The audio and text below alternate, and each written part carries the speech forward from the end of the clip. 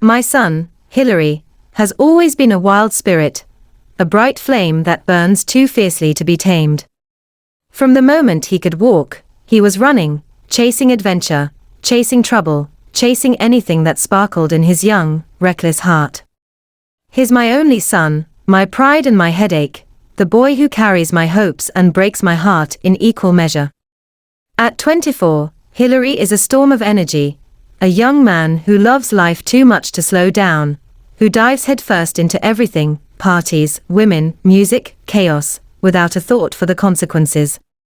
He's charming, with a smile that could melt ice and a laugh that fills a room, but discipline.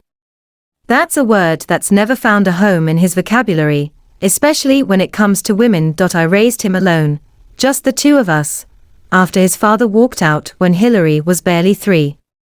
It wasn't easy. I worked long hours as a nurse, scrubbing floors and changing bedpans to keep food on the table, to keep his sneakers fresh and his dreams alive. I wanted him to have everything I never did, but somewhere along the way, I lost the reins. Maybe I was too soft, too tired to be the strict parent he needed. Maybe I let his charm get the better of me.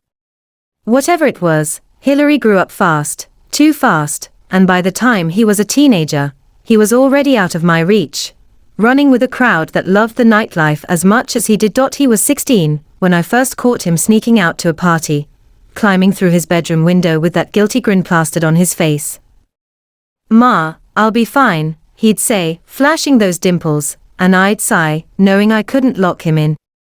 By the time Hillary turned 18, he had become the undisputed king of the local nightlife. Everyone knew his name, the charming young man, with a voice like music and a smile that could open any door. The moment he walked into a club, people noticed. He carried himself with the kind of confidence that comes from youth and carelessness, the kind that makes people cheer for you before they even know who you are. He was the life of every party. The DJ would see him walk in and turn up the music. The girls would whisper his name like a secret. The boys wanted to be him, and the girls wanted to be with him. He had that magnetic pull, the kind that makes you feel seen even when you shouldn't. With a wink and a smooth line, Hillary could make anyone laugh, make anyone forget their troubles, even if just for a night. But underneath the laughter and flashing lights, I saw what others didn't. A boy spinning too fast, chasing thrills he didn't understand. He was like a kite flying high without a string, dazzling to watch, but one gust away from being lost. I worried every night. I'd sit up on the couch, staring at the clock, listening for his footsteps, whispering prayers into the quiet. But Hillary. He just laughed off my fears. "Life's too short to play it safe, Ma," he'd say, brushing off my words like they were dust on his sleeve. And then came the day that shattered me, the day when all my fears finally took shape. The calls, the whispers, the looks from neighbors that lasted a second too long. I didn't want to believe it, but truth has a cruel way of finding you even when you hide from it. 2 young women, both heartbroken, both carrying the weight of mistakes that couldn't be undone. Their mothers called me, their voices trembling with pain and anger. And though they blamed Hillary, they blamed me too. And maybe they were right. Maybe I had failed him. I had worked so hard to give him everything, the shoes he wanted, the best schools I could afford, the freedom to dream, but somehow, I hadn't given him enough of what really mattered: direction, discipline, the strength to say no. I had wanted him to have a better life, but somewhere along the way, he'd started mistaking recklessness for freedom. That evening, after a long shift at the hospital, I came home exhausted, my heart already heavy. The living room lights were on, the smell of his cologne hung in the air, and the faint thump of music echoed from a small speaker. There he was, stretched across the couch, phone in hand, completely at ease, like the world hadn't just fallen apart. He looked up, flashed that same grin that once melted my anger, and said casually, "Hey, Ma, you look tired. Want me to order pizza?" But I couldn't smile this time. I dropped my bag and sat down across from him, my heart pounding in my chest. Hillary, I said quietly, we need to talk. He rolled his eyes, that same careless gesture I'd seen 100 times, but this time, I didn't let it slide. I walked over and turned off the music. The silence that followed was sharp, almost painful. For a moment, neither of us spoke. Then I said his name again, softer this time but heavier. Hillary, you're breaking my heart. He froze, the smirk on his face faltering. What are you talking about, Ma? I'm talking about the way you're living, I said, my voice trembling but firm. You're out there like nothing matters, like nobody gets hurt but you. But people are getting hurt, Hillary. I've seen it. I've heard the tears. You can't keep treating life like it's a game that resets every morning. For a moment, he didn't move. His eyes dropped to the floor, his phone slipping from his hand. The room felt smaller somehow, like all the air had been pulled out. When he finally spoke, his voice was low, stripped of its usual bravado. I didn't mean for it to happen, Ma, he murmured. It just did. Those words, it just did, broke me more than anything. Because behind them was a boy who didn't yet understand the weight of his choices. I took a deep breath, fighting back tears. I know you didn't mean it, I said. But meaning well isn't enough anymore. You don't have a father to guide you, I know that's hard. But you're a man now, Hillary. And being a man means taking responsibility. You have to decide what kind of man you want to be, the one who runs, or the one who stands. He didn't answer. He just nodded once, jaw tight, eyes wet but refusing to cry. Then, without a word, he stood and walked to his room. When the door closed behind him, I sat there in the stillness, surrounded by silence and the echoes of the music that had stopped playing. I wanted to believe that something in my words had reached him, that somewhere deep down, the boy I raised was still listening. I prayed they had.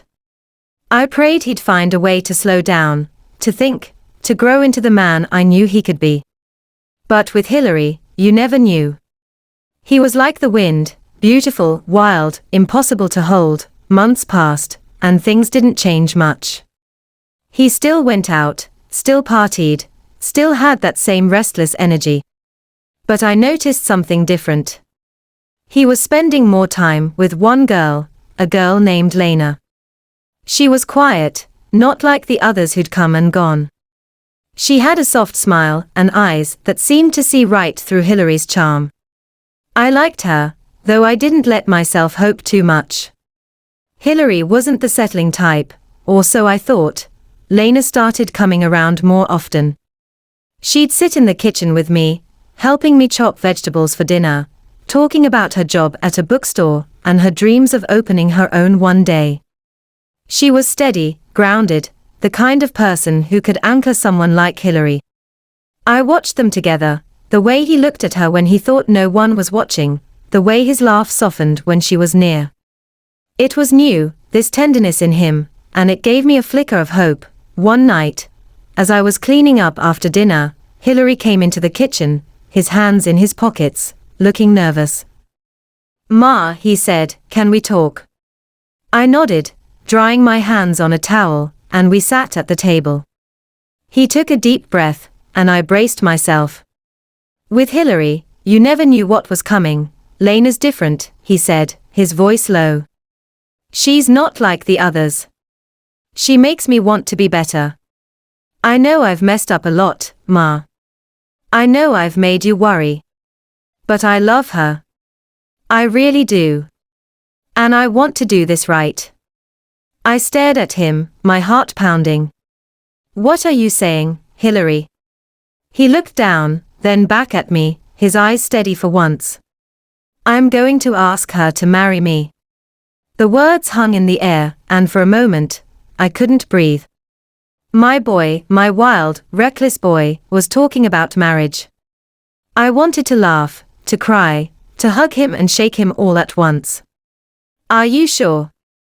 I asked. Marriage is big, Hillary. It's not a game. I know, he said. I've thought about it. A lot. I want to be the kind of man she deserves. I want to be the kind of man you can be proud of. I reached across the table, took his hand and squeezed it. You already make me proud, I said, my voice thick. You just keep proving it. The next few weeks were a whirlwind. Hillary was nervous, planning the proposal, asking me for advice on rings and how to make it special. I'd never seen him so focused, so determined. He'd always been a dreamer, but this was different. This was real. He took Lena to the park where they'd had their first date, got down on one knee, and asked her to be his wife. She said yes, and when he came home that night, his face lit up like the sun. I knew he'd turned a corner.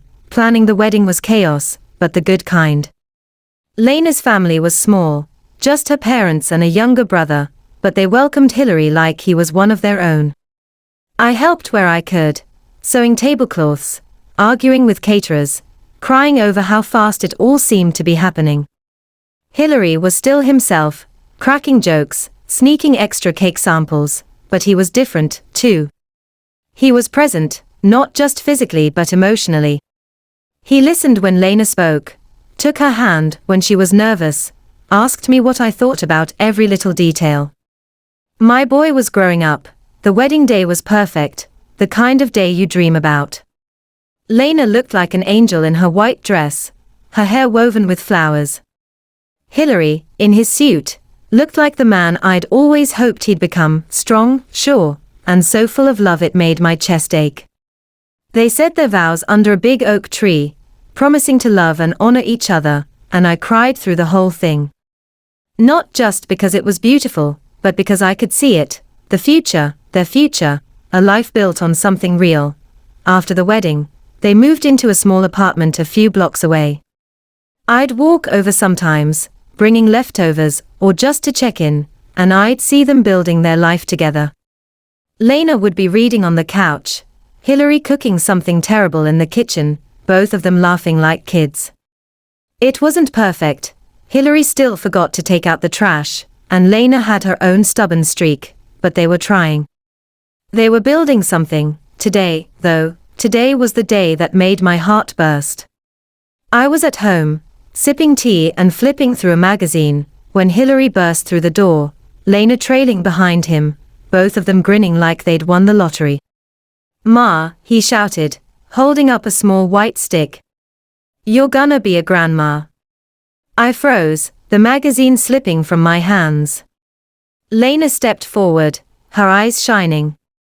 "We're pregnant," she said softly. "It's early, but we wanted you to know." I stood up, my hands shaking, and pulled them both into a hug. Tears streamed down my face, but I didn't care. My boy, my wild, reckless boy, was going to be a father. The words danced in my mind like a melody I never knew I needed to hear. Hillary, the same boy who once ran through the streets chasing shadows and laughter, was now standing before me with a look of pure, trembling joy. His eyes, once filled with mischief and uncertainty, now carried something new, a quiet strength, a spark of purpose.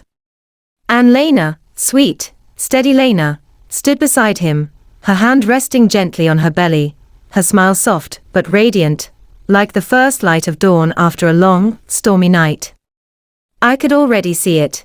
Their child, a tiny heartbeat that would soon grow into laughter echoing through their little home. I imagined small feet padding across the floor, toys scattered in every corner, and the sound of Hillary's deep laugh mingling with a child's innocent giggle. I could see Lena humming in the kitchen, her calm voice weaving through the air, while Hillary pretended to help, but mostly made a mess, just like his father once did when he tried to cook for me. I saw bedtime stories, scraped knees, birthday candles, and tiny hands reaching out for comfort. A new chapter written in love and second chances. Hillary stepped closer and wrapped his arms around me, holding on tighter than he ever had before. His embrace was warm, trembling slightly, like he knew how much this moment meant. "I'm gonna do this right, Ma," he whispered, his voice breaking just enough for me to feel the truth in it. I promise. For a long moment, I couldn't speak. My heart was too full, of pride, of relief, of 1,000 unspoken prayers finally answered. I pulled back and looked at him, really looked at him. He wasn't the reckless teenager sneaking out of his window anymore. He wasn't the young man running from consequences, or chasing empty thrills. Standing before me was a man, imperfect, yes, but trying. Trying with all his heart to be better, to love deeper, to build something that would last. I touched his cheek, smiling through tears I didn't bother to hide. You already are doing it right, Hillary, I said softly. Just keep loving her, keep being kind, and you'll be the father your child will look up to. He smiled, that same smile that used to drive me crazy with worry, but this time, it carried a different weight. It wasn't careless anymore, it was hopeful. Lena reached out, took his hand, and I saw it again, that bond between them, the steady and the storm, holding each other in balance. As I stood there, with my son and his wife in my arms, I realized something. Life has a way of circling back. The same boy who once made me cry from fear was now making me cry from joy. The same child I once prayed over in the dead of night was now praying for his own child's future. And in that moment, surrounded by love, laughter, and hope, I knew that no matter what came next, the sleepless nights, the worries, the struggles, we would face it together. Because that's what family does. We fall, we learn, we grow, and in the end, we rise, stronger, wiser, and more connected than before.